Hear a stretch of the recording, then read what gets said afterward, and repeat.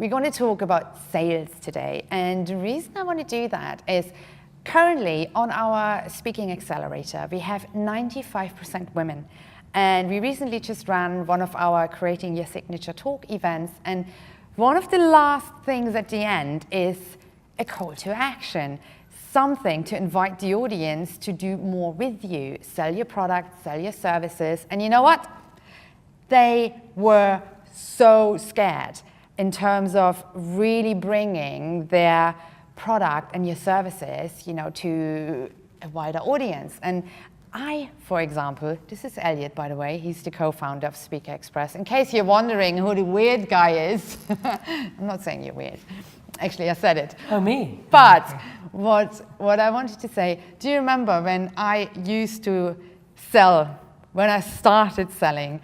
First of all, normally my perfect ending of a presentation would be an inspiring quote. Most often, not even for me, just a cop-out, because I was like, oh, I can't possibly sell. Or I would do this, I would do a really good presentation, and then when I went into the sales mode, I would be totally different. I would be talking faster, stiff even, flustered, blushing like even. Aggressive, yeah. Oh my God, it was terrible. Changed, yeah. Did you never have that problem? I did actually, definitely at the beginning when I was doing what was It's Your Right to Be Wrong, the seminars. I used to have like so much deep work, and then suddenly when it came to the sales section, it became this very serious, rigid, and actually at one point at one seminar, actually backfired on me and the whole audience. I mean, there was only 25, but pretty much all of them suddenly were like, "Hey, wait a minute, what's going on here? Why this strange and aggressive selling?" And they were, and I actually had to work to win them back over again, so I didn't lose them. So yeah, it can backfire on you. I think I did have that. Do you remember? Because we were going through this at the time. Because obviously we always recommend to people to film themselves, and then we watched some videos back, and here's how I would sell. It would always be really fast and really exciting, and just like, Jesus Christ, so exhausting for anyone listening. So it was really learning about toning down more, being more in your auditory voice, slowing, not like being obnoxiously annoying, but just really being you. That's just normal. Hey.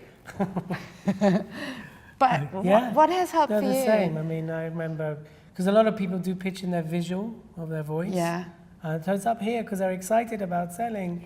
And I did that too, and actually affects your sales drastically because people are listening to the sale, it actually comes at them, and you really do need to be in the authority part of your voice, whether you're a man or a woman, by the way. Yeah. It's so important. But yeah, I remember those days, and then you're like, why aren't sales doing so well?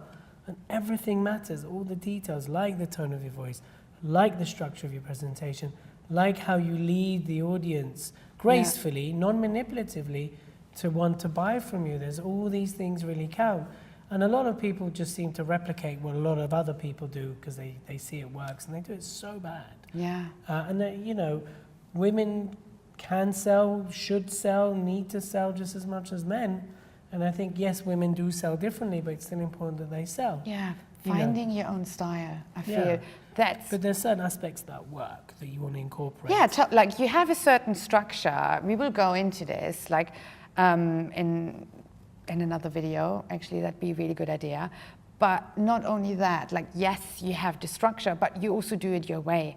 I've done things in the past. I learned from other trainers, other speakers, and selling in a way that wasn't congruent with my style. And seriously, it's just, you're right, it just backfires, and it's odd. It's totally odd. What if you would have one more tip when it comes to selling from stage, what would it be? And if you don't have one, I can start. Well, my tip would be do get a structure that's proven to work. Don't reinvent the wheel. It's perfectly okay to take a structure from another speaker or learn another structure that you know works, but then practice it. Practice it, practice it. Even in your mind, practice objections, practice all these different potential outcomes. So if and when it happens, you're able to deal with it and it doesn't throw you. But if you do the presentation right and you lead the audience gracefully and you add value, ever since that day I told you about, no one's ever had a problem with me selling. Yeah, makes sense.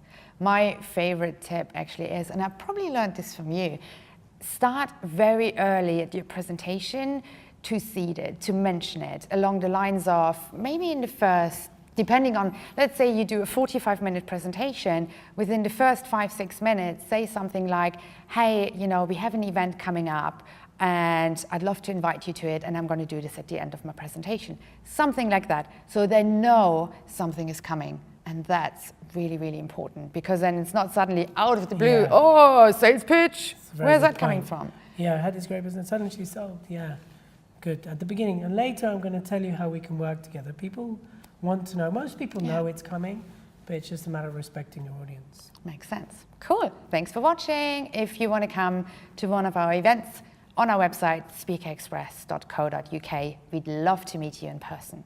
See you soon.